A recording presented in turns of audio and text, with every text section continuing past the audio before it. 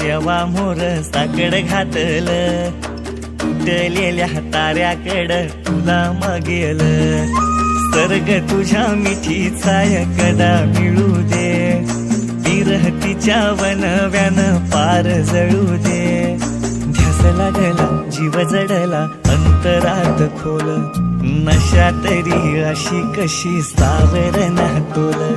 नजरेच तीर आर पार हो घुसल, नजरेच तीर आर पार हो घुसल. इसक झालं